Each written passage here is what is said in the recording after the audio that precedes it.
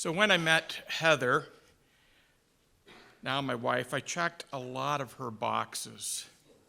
A serious Christian, check mark. Fairly nice guy, check mark. A good sense of humor, debatable, but I got a check mark. Handsome, remember it was way back. I got a check mark, I believe, there. And I sure had a nice car. I'm not sure if that was on Heather's list of requirements, but I had a red Dodge Challenger. Back when they had an arrangement with Mitsubishi, it was a beautiful sports car. After I had met Heather, I was in, I guess, my second year of seminary studies when I had some mechanical issues with the Challenger. And on a seminary student budget, I traded the Challenger in for a Dodge Omni. Now, I know some of you are thinking, I believe my grandmother had a Dodge Omni. This is a painful enough story. I don't need your help. So I drove the Dodge Omni one day into a parking lot, and up beside me roared a little red Corvette, and out stepped Prince. Now if you don't get that, Google it. You'll see my warped sense of humor now. It wasn't Prince, it was Dave, a guy I knew from high school. Dave was your classic bad dude. He was a poor student, he was obnoxious, he was boastful, arrogant, he actually despised Christianity, and he particularly hated Christians. Dave was just, no matter how you cut it, not a nice guy. But I wanted to be polite. I said, "Hey, Dave, I haven't seen you for years. How are you doing?" And for the next 5 minutes, Dave proceeded to tell me that he now owned a house and a cottage in the Muskokas. He was running 2 different businesses, and this was not his only sports car. He had 3 other cars, which he called chick magnets. He said, "I have got a lot going for me." Then he turned to me, and he said, "And how are you doing?" And then the zinger, "I see you're driving your mom's car." Ouch. And I said to him, "Well, Dave, I am a student in seminary preparing for ministry." And Dave looked at me and he said, "I knew you were religious, but," and it was his look of pity, as he looked at his little red Corvette, my little wee Omni, it's as if he communicated, "It sure sucks to be you. Look at who is ahead in life." As we parted, I was left with a lingering question. It's a question some of you have asked over the years. Why do the bad guys seem to be winning? Or as Rick read through Psalm 73, why do the wicked prosper? Now, make no mistake, when it comes to bad guys, bad dudes and bad dudesses, if that's a word, they all come in all shapes and sizes, don't they? But some of you are impacted by a bad guy or a bad woman in your life. It's that woman at work who loves talking behind your back, and a lot of the stuff they say about you is quite negative. She's the classic mean girl. Or it's the bully on the playground. He picks on your child, and it infuriates you. You'd like to throttle that bad guy. And then there is the neighbor. Have you ever had a neighbor who's a bad guy? You'd love if he moved. You are almost considering moving away yourself. Or what about the family member? You're not sure what happened, but they seem to have it out for you. And that makes life very difficult. Now, we shouldn't be simplistic or naive. Sometimes the distinction between a bad guy and a good guy isn't all that clear. In certain situations, you might ask the question, who is the bad guy here and who is the good guy? And I get the fact that these days there's a lot of complications with it. Have you noticed recently that Christian views that used to be seen as just false are often regarded as dangerous? In 2023, the attitude is Christians need to be silenced. And the question I would ask is, how did Christians become the bad guys? That's very much the attitude that's out there. So we can't be simplistic or naive, but I do feel that in the book of Esther, it is much more clear-cut. It's much more concise. There is definitely in this book a clash or a conflict between good and evil, between a bad guy and a good woman. Now, the Bible is full of stories of bad guys. Cain, you can think of Pharaoh of Egypt. You can think of Goliath. You can think of Saul, who gave David a hard time. Think of that corrupt couple, Ahab and Jezebel. And then into the New Testament record, we have Herod and we have Judas. I mean, the list goes on and on. But I would propose that in the Bible record, the villain of the villains, the baddest of the bad, is a guy called Haman. Or some have pronounced his name Haman, but we'll call him Haman. Haman is the adversary in the book of Esther. And he contrasts with the character of beautiful Esther. Now, don't get it wrong, Esther we should not put on a pedestal. She had some flaws, but compared to Haman, we see a good versus evil conflict. That's why I've titled this morning's message, Beauty and the Beast. Now that name, Haman, in Jewish tradition, is a real bad, despicable name. In fact, when our Jewish friends gather together and celebrate the events of the book of Esther, they will often create an effigy of Haman, like an overgrown puppet of him. And during the celebration, they will beat with sticks and try to destroy this effigy. And if one is retelling the story of Esther, whenever the name Haman is mentioned, people will boo. They will try to drown out his name. Now, we're not going to do that this morning. I know it might be tempting, but I just want to get the point across that Haman indeed is a really bad guy. So we're going to look today at Esther chapter 5 through 7. I would submit to you that the greatest adventure, the greatest tension, the greatest drama is in this key part of the book of Esther.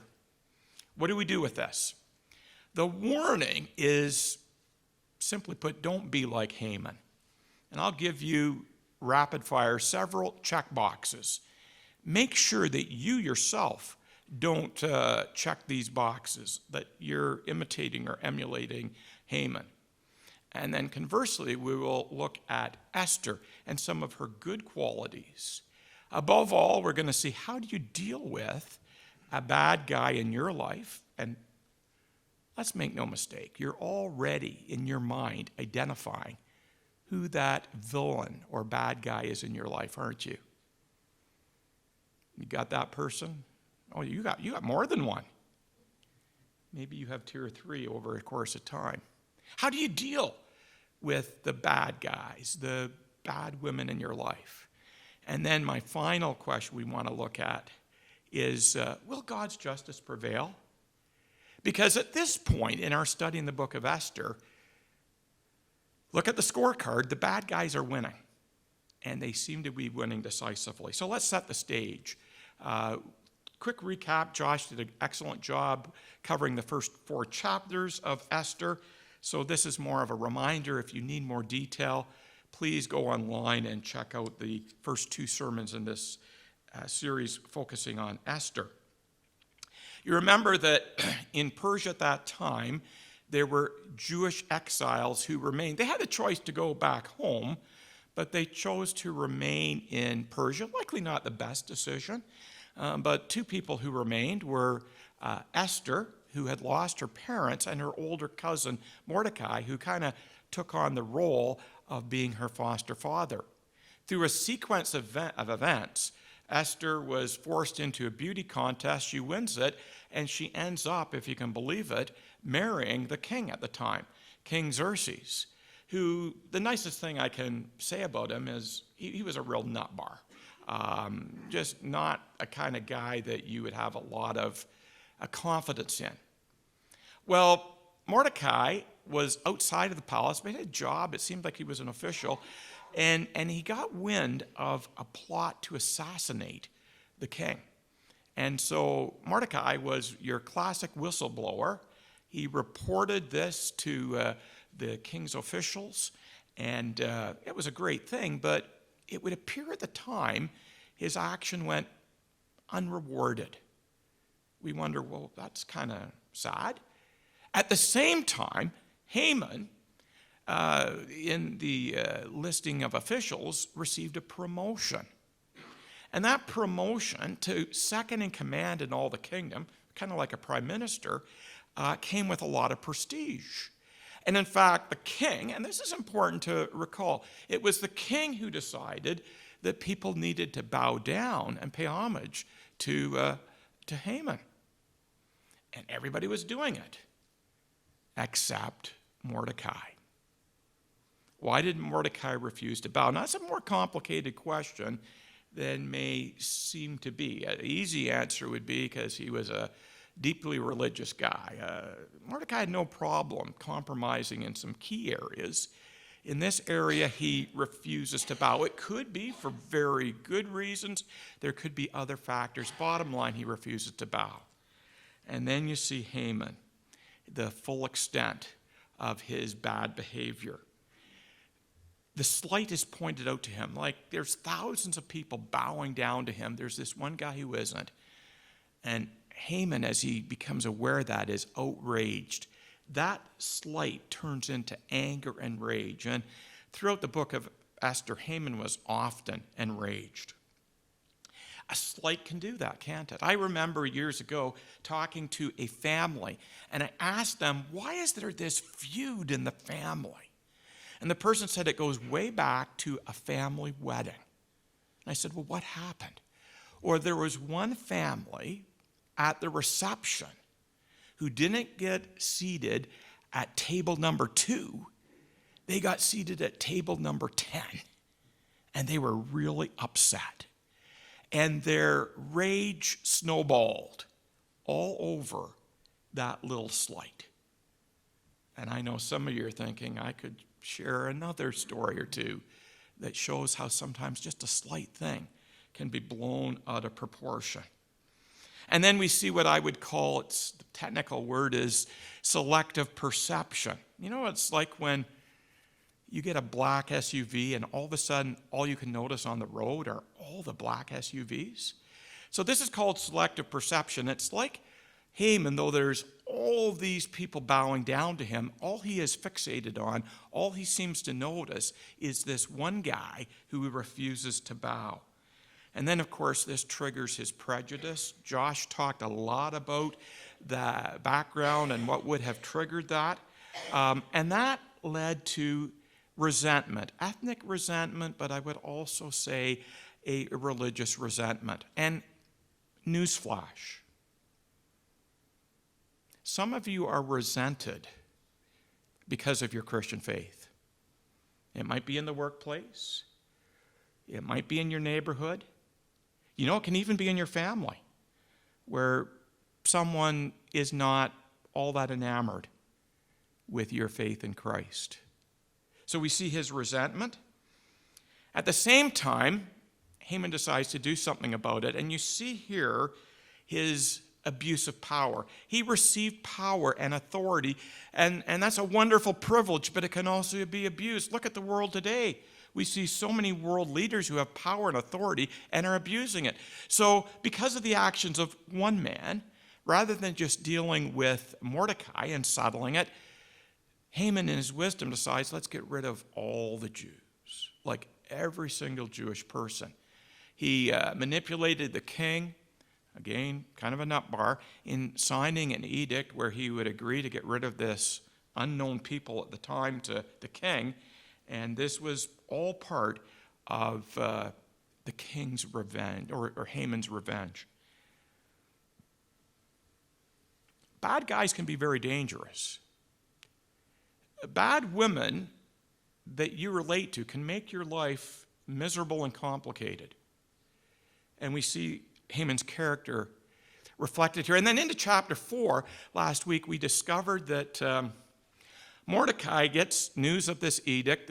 All the Jews were going to die on a date that would be equivalent to our December 13th. What a death warrant, what a death sentence. And Mordecai wants to get a message through to Esther, Queen Esther, who's in the palace. And basically the message is, Esther, you need to do something about it. See if you can convince the king to change his mind. Now, full disclosure. At the start of chapter 4 is not a stellar moment for Esther. She has a lot of excuses. She says it's really dangerous. The king, if you don't have permission to see him, and then she adds a little tidbit in chapter 4 I find interesting. I haven't seen him for 30 days. So obviously the honeymoon was over. There was a bit of tension in the relationship. So she was quite hesitant. The message came back to Mordecai outside the palace. Esther's not willing to comply. Mordecai was stubborn. He said, get the message back to her that if she thinks that she can escape this punishment that's coming to all Jewish people, she is sadly mistaken. She's got like two options, door 1 and door 2, and they both end in death. She can either risk talking to the king, and that might upset him, and she'll get a death sentence, or she can just die with all the Jewish people. So finally, Esther gives in. I kind of chuckle when I think of Mordecai's motivation technique. We used to do that a lot in church life. If we don't get 4 volunteers for Sunday school, there will be no Sunday school. So sign up and sign up now. Is there a place for manipulation and arm twisting? I guess. Is this a case at the end of chapter 4 of Esther agreeing on the case of just kind of reluctantly agreeing? Well, I would give her some credit. I think there's a transformation that takes place at the end of chapter 4. Esther suggests a fast, and this fast is a time for reflection. But the shift is, up to this point in the book, Esther has always been told what to do. Mordecai told her what to do. The king would always tell her what to do. If you read the end of chapter 4, it's fascinating. Now Esther is getting a message to Mordecai and other people. Here's what we're going to do. For 3 days, we're going to fast. So we see there in Esther a change. But if we were to look at the scorecard, it's still pretty dismal. The bad guys are winning, and the good guys don't seem to be winning. You got a reluctant Esther up against someone who's second in command over the whole kingdom and seems to have the king in his back pocket. The bad guys are winning. So this leads us into chapter 5, and I don't know, Carolyn, do you have it available for us? Give you a moment? Okay, well, I'm going to start reading through chapter 5, and you can follow on the screen when it comes available. I'll try to read well enough. As I said, this is the adventure part, so I know some are going, oh, some more reading, but I think this is quite exciting. So appease me at least by going, oh boy, that is exciting. You can sleep this afternoon, okay? On the 3rd day, so this is after days of fasting, Esther put on her royal robes and stood in the inner court of the palace in front of the king's hall. The king was sitting on his royal throne in the hall facing the entrance. When he saw Queen Esther standing in the court, he was pleased with her and held out to her the gold scepter that was in his hand. So Esther approached and touched the tip of the scepter. Then the king asked, "What is it, King Esther? What is your request? Even up to half the kingdom, it will be given you." "If it pleases the king," replied Esther, "let the king together with Haman come together to a banquet I have prepared for him." "Bring Haman at once," the king said, "so that we may do what Esther asks." So the king and Haman went to the banquet Esther had prepared. As they were drinking wine, the king asked again Esther, "Now what is your petition? It will be given to you. And what is your request? Even up to half the kingdom will be granted." Esther replied, "My petition and my request is this. If the king regards me with favor, and it pleases the king to grant my petition and fulfill my request, let the king and Haman come to me tomorrow for another banquet that I'll prepare for them. Then I will answer the king's question." Now, this is very key for us to appreciate what's happening here. After 2 or 3 days of fasting, Esther establishes a plan. And this comes after a period of waiting on God. And I would suggest to you, if you are in a conflict or a battle with a bad person, the best advice I can give you is trust in God. Wait on him. Wait on God's leading and God's direction. On Esther's part, she is way more shrewd and clever than what we might realize. I would have been tempted to just say, "Oh, you're asking me a request? Bang, here it is." But Esther knows that she has to restore a relationship with the king. She's taking a relational approach in this conflict. But even more than that, did you notice that she appeals to the king? She's using some resources she has. She's been in sackcloth for 3 days. Now she dresses up. And we've been told earlier in the book of Esther that Esther can look real good when she dresses up. She's got those royal robes on. Did you notice? The king saw her, and he was pleased with what he saw. So she appealed to his eyes. And like any woman knows, if you want to appeal to a man, appeal to his stomach. So she prepared a banquet.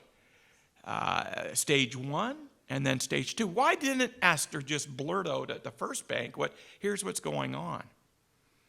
But she had to be careful. She had to be deliberate in her approach. And I would even argue that there's a sense of a divine delay here. Somehow Esther perceived that this wasn't the right time. And boy, oh boy, this gives us some real insight into some confrontation strategy. There's a time to be aggressive. There's a time to say, "Let's get her done." But Esther, in a calculated way, is waiting. And we're going to discover that there's some things that happen between the banquets. But let's just shift over the last part of chapter 5. What's going on with Haman? Well, Haman went out that day in happy and in high spirits. But then remember, he's fixated on Mordecai. When he saw Mordecai at the king's gate and observed that he neither rose nor showed fear in his presence, he was filled with rage. Did you know that most bad guys, most bad women have some significant mood swings? You never kind of know, is this going to be a good day or a bad day for that person? And so here's Haman, filled with joy. He is on a high, top of the world. He sees Mordecai and he plunges. Nevertheless, give Haman credit. He restrained himself, went home. Calling together his friends and Zeresh, his wife, Haman boasted to them about his vast wealth, his many sons, all the ways the king had honored him, and now he had elevated him above all the other nobles and officials. That's not all, Haman added. I'm the only person Queen Esther invited to accompany the king to the banquet she gave, and she has invited me along with the king even tomorrow. And then he said, but all this gives me no satisfaction as long as I see Mordecai. What a party, eh? Could you imagine if after the service I said to you, I'm going to invite you to a party? You say, oh, what are we going to do? Play some games? Are we celebrating somebody's birthday? Nope. It's a party where we're just going to praise me. I'm going to talk all night about all my accomplishments, all that I possess, and you come along prepared to do the same. Have your list of all the things that you can give me credit for. Haman was full of pride. He had an ego so big. No wonder we see Haman as a classic bad guy. A narcissist. He was your classic bad guy with all that pride. And then, disturbingly, his wife and all his friends said to him, well, if Mordecai's bugging you, have a pole set up reaching to a height of 50 cubits. That's about 75 feet tall. That is really a big gallows. And ask the king in the morning to have Mordecai impaled on it. Then go with the king to the banquet and enjoy yourself. This suggestion delighted Haman, and he had the pole set up. So it seems that things are shifting with Esther's strategic approach, but at the end of chapter 5, there's a setback. December 13th, Haman said, that's too late. Let's do a little prelude here. Let's get rid of Mordecai before all the Jews are exterminated. But chapter 6 is where the real action takes place. That night, so imagine, here's Haman during the night thinking, okay, I can't wait to get to the king's palace and get his permission to hang Mordecai. That night the king could not sleep. What a coincidence. So he ordered the book of the Chronicles, the record of his reign, to be brought in and read to him. Now that would put anybody to sleep. It was found recorded there that Mordecai had exposed two of the king's officers who guarded the doorway, who had conspired to assassinate King Xerxes. The king said, well, what honor and recognition has Mordecai received for this?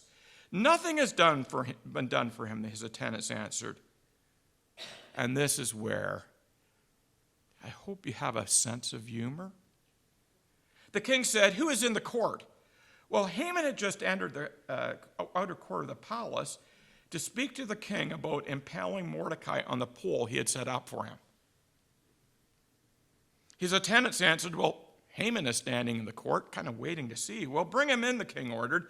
When Haman entered, the king asked him, what should be done for the man the king delights to honor? An egotistical Haman thought to himself, who is there that the king would rather honor than me? I'm the top dog.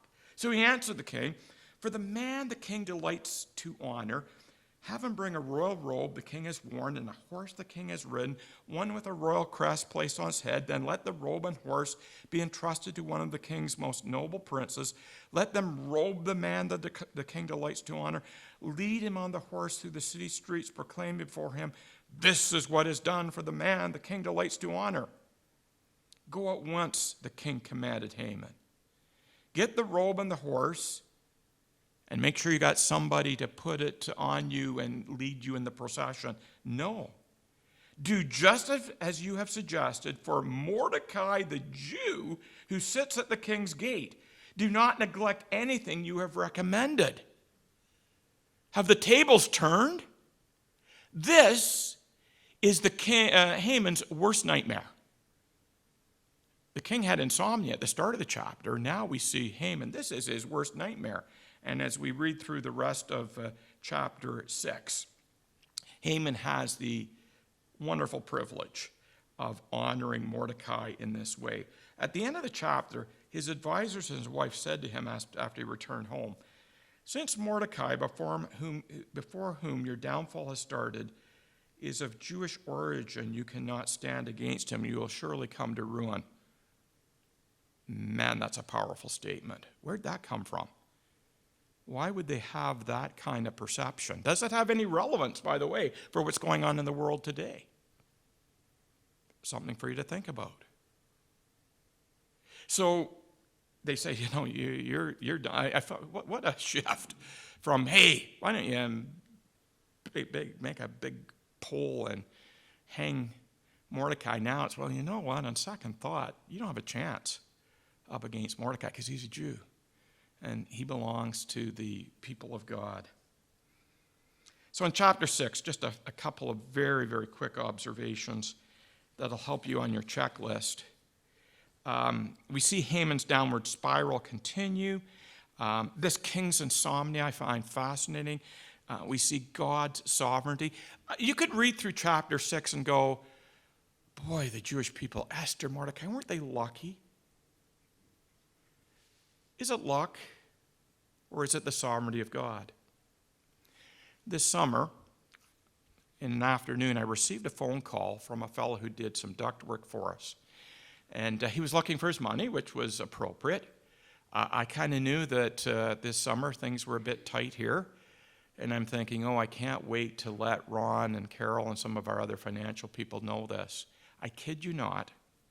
I'm on the phone with a fellow, and another call comes in. I thought it was Heather, and I immediately have to respond to Heather, of course, given her role in my life. Just kidding. But I picked up the phone, and it was a fellow who said, John, I just want to arrange, I'd like to come into the church, if I can see you this afternoon. I've got a pretty sizable donation for the church. Now, was that just lucky? I mean, I kid you not, it was right at that moment. Was that luck? Boy, we're a lucky church. Or is this the providence and the sovereignty of God? You need to pull back. Some of you are going, boy, I've had a lucky week. I've had a lucky month. And recognize the providence and the sovereignty of God. When all seems lost, it's not. When things are not always the way they appear. So let's wrap this message up by looking at chapter 7. Only 10 verses. I'll try to read it quickly. This is banquet number 2. So the king and Haman went to Queen Esther's second banquet. As they were drinking wine on the second day, the king again asked Queen Esther, what is your petition? It will be given to you. What is your request? Even up to half the kingdom, it will be granted. Now is the time. Esther, sensitive to the Spirit's leading, goes, now, she answered. If I have found favor with you, your majesty, and if it pleases you, grant me my life. This is my petition. And spare my people. This is my request. For I and my people have been sold to be destroyed, killed, and annihilated. If we have merely been sold as male and female slaves, I would have kept quiet, because no such distress would justify disturbing the king. The king asked the queen, who is he? Where is he, the man who has dared to do such a thing? I wish I could be there in this moment. Esther said, an adversary and enemy, this vile Haman. If you've got this picture of cute little Esther in her queen outfit, don't mess with Esther. Here he is. She's exposing him. Well, Haman was terrified before the king and queen. The king got up in a rage, left his wine, and went out into the palace garden. But Haman, realizing that the king had already decided his fate, stayed behind to beg the queen for his life. Just as the king returned from the palace garden to the banquet hall, Haman was falling on the couch where Esther was reclining. The king exclaimed, and this was a mistake, but wow, will he even molest the queen while she is with me in the house? As soon as the word left the king's mouth, they covered Haman's face. Then Harbona, one of the eunuchs attending the king, said, well, guess what? A pole reaching to a height of 50 cubits stands by Haman's house. He had set it up for Mordecai, who spoke up to help the king. The king said, impale him on it. So they impaled Haman on the pole he set up for Mordecai. Then the king's fury subsided. Esther explains the situation. She exposes Haman, and the enemy is eliminated. What I appreciate in these chapters is Esther's calmness in a storm. It only comes from deep confidence and trust in God. Haman's fate. The bad guys ultimately will lose. You know the story of Cinderella? We other night watched the modern rendition, A Cinderella Story.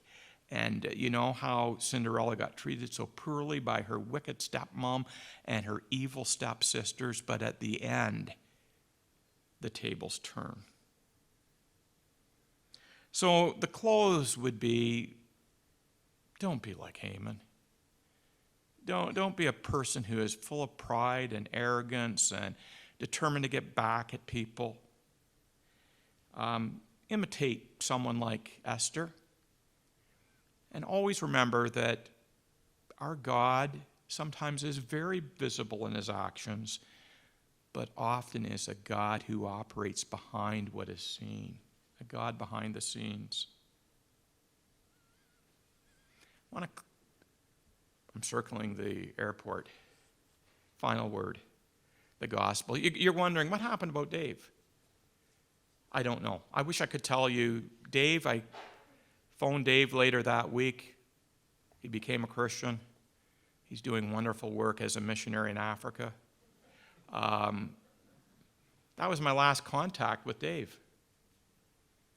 But anytime I think of Dave, I think of, a bad guy, a bad dude. But the Bible says all of us have sinned and fall short of the glory of God. No one here is good enough. Compared to that bad neighbor, that bad person at work, you look pretty good. But from God's perspective, no one is good enough, but Jesus did what is good enough for us when he died on the cross for us. And we rejoice in that fact. Next week we're in a very tough passage in the book of Esther. Actually, we have a prelude tonight. Pray for Ron. Ron Burns is going to be on the hot seat as we look at the controversial conclusion to the book of Esther. Has a lot of relevance to what's going on in the world today, but it sure is a tough passage. But when we think of the New Testament ethic, where we're told to love our enemies, and we're to have that kind of perspective as we strive for peace and unity. I'm going to ask Rick to come up. We've got a great song to finish with today, Rejoicing in Our Savior and Lord Jesus. Rick?